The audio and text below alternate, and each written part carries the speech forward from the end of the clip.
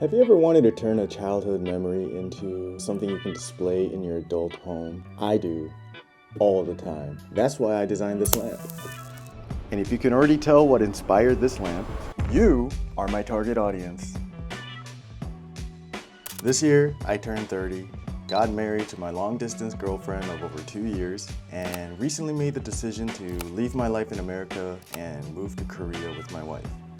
We started furnishing our new home, and one thing that we both wanted was for our new home to be well decorated, but also full of our personality. Something I knew would be a challenge was achieving the desired cozy and relaxing atmosphere with this giant square on our ceiling. This big light makes me feel like I'm on an operating table. Also, I 3D printed this for my wife, and it's been great for our backs. I brought my first lamp from America and even made some more lamps as I set up the space. These are nice as small accent lamps, but it's not that strong and the light doesn't reach too far. I also need to charge the bulbs every week, which can get pretty annoying after a while. So I decided I need something stronger and consistent. A plug-in lamp that will go right here. I want to make a lamp that can be 3D printed and has the design language of a designer lamp. When I started thinking of ideas for the design, I remembered that I used to have a small IKEA mushroom lamp back in America. In fact, mushroom lamps are pretty common in the lamp industry. But what could I do to make this lamp special to me? Then I remembered a very special mushroom. The big orange mushroom from MapleStory. I used to spend days, weeks, months on this game. Opening up the game for the first time, deciding whether I wanted to be an adventurer or a Cygnus Knight, and feeling like it'd take my entire life to even hit level 100 because the leveling grind took forever. Apparently now the highest level is 300 and you can basically hit level 100 in a day. Lame. Anyways, so the way I can see this lamp being made is using two different materials for the head and body. Or face. I'm not really sure what this is, but let's say body. The mushroom has a white body and orange head, which can translate to a white base and orange shade. The base can be made of this white PLA I have from Bamboo Labs, and the shade can be made of clear translucent PETG. I'm going with the clear translucent PETG because I want the orange color to be fulfilled by the light that comes from the light bulb shining through the shade. This lets the lamp maintain a neutral color scheme when it's turned off while still imitating the design of the original mushroom. I mean, I could make it orange, but the general theme of my apartment is blue and pink and white, so orange doesn't seem like it'll fit in too well. A strong characteristic of this mushroom is the large body it has, so I'm going to make this lamp chunky and use as much of my 3D printer's print space available so anyone who sees this and has played MapleStory before will immediately see the inspiration.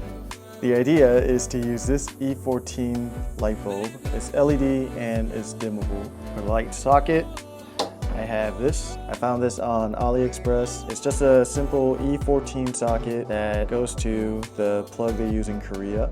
This is important because in Korea they use this EU plug instead of the ones they use in America, so yeah. And it's nice because the cord is weaved, has a nice little texture to it. It has this dimmer, so I can adjust the brightness of the lamp to fit whatever I want. Really like it because it's got the twist-on mechanism, which makes it really easy to design around it. This clamping onto the base, and then the lampshade can clamp onto the base separately. Or at least that's the general idea. I'm done with the sketching and spent a good few hours putting this model together on Fusion, so now all that's left is to begin printing.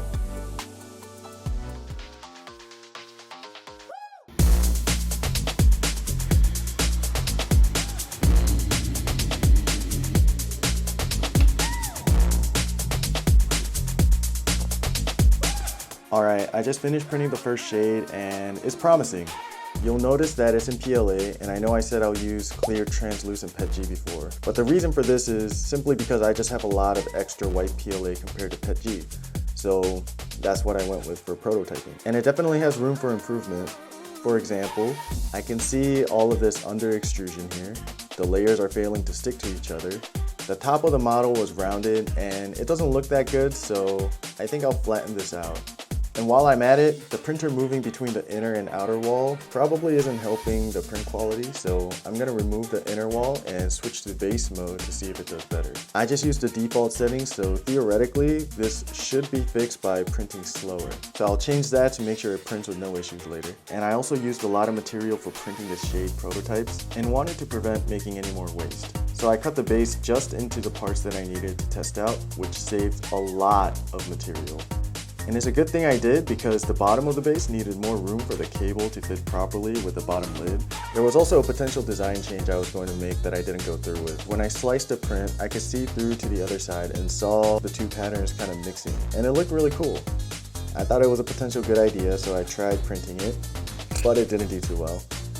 More importantly, after I was done, I asked my wife for her opinion because she's also an owner of this apartment, and 이 둘 중에 어떤 게 더 좋아?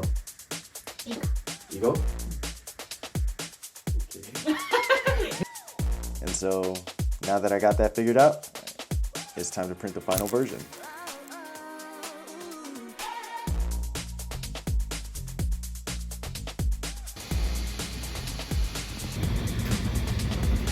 Wow! I'm gonna make some ramen for me and my wife, but hold on. Everything's together. I don't see any under extrusion. Very confused. This came out phenomenal. Alright, it's time to test it and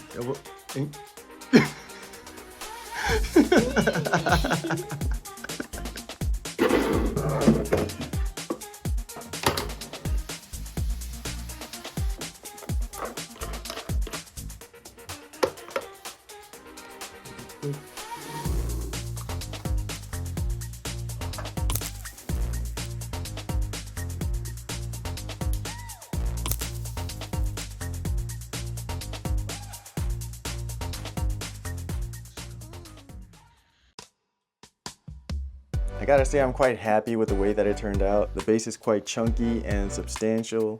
The shade printed perfectly, and also in case you didn't notice, the bulb changed. I dropped the bulb earlier when I was working with it and it broke. So these things are really fragile. Anywho, if you stayed till the end of this video, thank you for watching. I'm gonna need more lighting in this house, so this probably won't be the last lamp that I make. 3D printed modern lamps inspired by childhood video games. Maybe that's what this channel is for. We'll see. If something like this interests you, please feel free to subscribe. Hope you have a great day.